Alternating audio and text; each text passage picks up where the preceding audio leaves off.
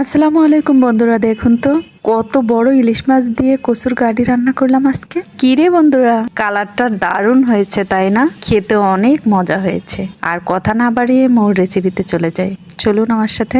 কি কি মশলা দিয়ে রান্না শুরু করলাম তা তো দেখেই ফেললেন এতক্ষণে। তেলে কি ফোড়ন দিয়েছি তা কিন্তু বুঝতে পারেননি, তাই না বন্ধুরা? তবে বলে দিচ্ছি, সেটা হলো মেথি আর কালো জিরা দিয়ে তেলে ফোড়ন দিয়ে তারপর মশলা দিয়ে দিলাম। মশলা কষানো শেষ হয়ে গেল। এখন লম্বা লম্বা করে কেটে রাখা কচুর গাঁটিগুলো দিয়ে কষানো শুরু করলাম।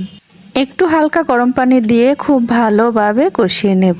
কষানো হয়ে গেলে পাতিল ভর্তি করে ফুটন্ত পানি দিয়ে নেড়ে চেড়ে তারপরে সেই বিশাল আকৃতির ইলিশ মাছ টুকরো করে রাখা সেগুলো এক এক করে দিয়ে দিলাম।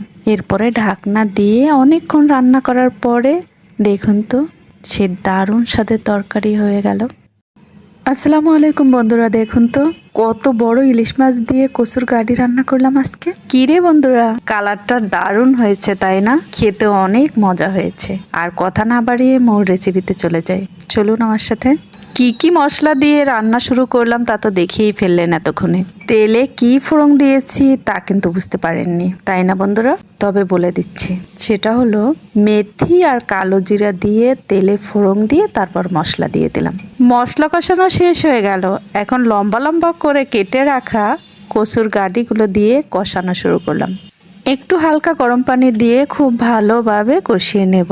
কষানো হয়ে গেলে পাতিল ভর্তি করে ফুটন্ত পানি দিয়ে নেড়ে চেড়ে তারপরে সেই বিশাল আকৃতির ইলিশ মাছ টুকরো করে রাখা সেগুলো এক এক করে দিয়ে দিলাম।